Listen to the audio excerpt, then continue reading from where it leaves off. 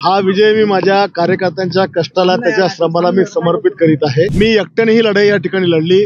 आमच्या मित्रपक्षाकडे काही ठिकाणी फार काही मदत आम्हाला झाली नाही। राष्ट्रवादीचे नेते पण काही माझ्या फार सोबत नव्हते। पैशाचा इतका प्रचंड भडीमार समोरच्या पार्टीकडनं झाला आणि त्याच्यामुळे ही काट्याची टक्कर या ठिकाणी झाली। नाहीतर मी एवढी प्रचंड कामे केली की ॲम्ब्युलन्स पासून अंतिम संस्काराच्या कार्यापासून सगळे इतकं मी विकास या शहराचा केला। पण दुर्दैवानं समजा हा निकाल थोडक्यात रोखला असता तर बुलढाणा शहराचा सत्यानाश झाला असता। कारण राज्यात पण सरकार नाही आणि इकडे पण आमदार जर वेगळा आला असता तर ही सगळी प्रोजेक्ट बंद पडली असती। आपला विजय काय भावना आहे? हा विजय मी माझ्या कार्यकर्त्यांच्या कष्टाला त्याच्या श्रमाला मी समर्पित करीत आहे। कारण कार्यकर्त्यांच्या बळावरच हा विजय या ठिकाणी झालेला आहे आणि मी एकट्याने ही लढाई या ठिकाणी लढली। आमच्या मित्रपक्षाकडे काही ठिकाणी फार काही मदत आम्हाला झाली नाही। राष्ट्रवादीचे नेते पण काही माझ्या फार सोबत नव्हते, परंतु कार्यकर्त्यांनी जीवाचं रान केलं आणि पैशाचा इतका प्रचंड भडीमार समोरच्या पार्टीकडनं झाला आणि त्याच्यामुळे ही काट्याची टक्कर या ठिकाणी झाली। नाहीतर मी एवढी प्रचंड कामे केली की ॲम्ब्युलन्स पासून अंतिम संस्काराच्या कार्यापासून सगळे इतकं मी विकास या शहराचा केला। पण दुर्दैवानं समजा हा निकाल थोडक्यात रोखला असता तर बुलढाणा शहराचा सत्यानाश झाला असता।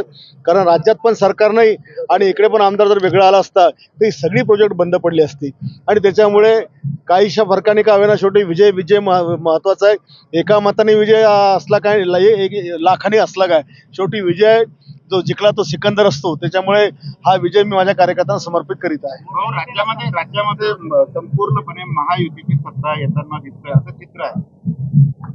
आता आम्हाला नेहमी विचारायचं, आम्ही तुम्हाला 200+ सांगायचो पण तुम्ही विश्वास ठेवत नव्हते।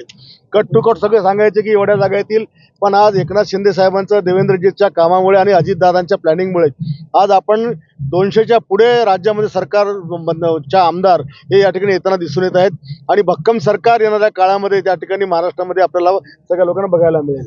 मतदारांना काय सांगणार? मतदारांचे मनापासून खूप खूप धन्यवाद। काही अंशी आपण चुकलात जरी असाल तर भविष्यात ही चूक होऊ देऊ नका। आपल्याला आपल्या विभागाचा विकास त्या ठिकाणी करायचा आहे। आज थोडी जरी चूक तुमच्याकडनं झाली असती तर आपल्या बुलढाण्याचं वाटोळ झालं असतं। महायुतीला स्पष्ट बहुमत मिळताना दिसतंय, मुख्यमंत्री कोणाचा असेल, काय दावा आहे मुख्यमंत्री पदावर? आमची अपेक्षा मागणी हीच आहे की हे जे काही विजय मिळाला हे एकनाथ शिंदे साहेबांचंच विजन आहे। त्यांच्या या सगळ्या कामामुळेच हा महाराष्ट्रामध्ये झालेला इफेक्ट आहे आणि आजही आमची हीच अपेक्षा आहे की मुख्यमंत्री एकनाथ शिंदेच झाले पाहिजे। भलेही देवेंद्रजींनी पण चांगलं संपादन केलं, त्याबद्दल दुमत नाही, परंतु शेवटी माणसाच्या काळजामध्ये एकनाथ शिंदेचं नाव कोरलेलं आहे। सरकार तारलं असं वाटतं? प्रचंड प्रमाणात लाडक्या बहिणींचे धन्यवाद की त्यांनी लाडक्या भावांचं सरकार तारलं। त्यांना मनापासून त्यांना पण अभिनंदन। महाविकास आघाडीकडून आमदारांची पळवापळवी होऊ नये म्हणून स्पेशल विमानांची व्यवस्था करण्यात आली होती। काय गरज नाही पळापळवीची, कशा करता पळवणार आहे? यांनी 50 आमदार विरोधी पक्षात निवडून आणले, 50 वर काय करणार आहेत ते? अरे त्यांना उलट त्यांनी आता त्यांचे सांभाळले पाहिजे, ते किती शिल्लक राहतात। काय वाटतं, येतील वाटतं सत्तेत सहभागी होतील की आमदार महाविकास आघाडीचे? पण ज्याला विकास करायचा असतो त्याला सत्तेशिवाय पर्याय नसतो। त्याच्यामुळे आता इनमिन उभाटाचे जे येताना दिसतात ते आणि सन्माननीय पवार साहेबांचे, आता ते काय दादा काय चमत्कार करताना आमचे साहेब पुढे काय चमत्कार करतात याच्यावर डिपेंड आहे। बाबा तुमचे जे मित्र आहेत मेहकरचे डॉक्टर संजय रायमोलकर पराभवाचे आहे का? तो दुर्दैवी निर्णय येईल असं मला वाटते आणि तिथेही काम नाही तर पैसा जिंकताना दिसून राहिलेला आहे।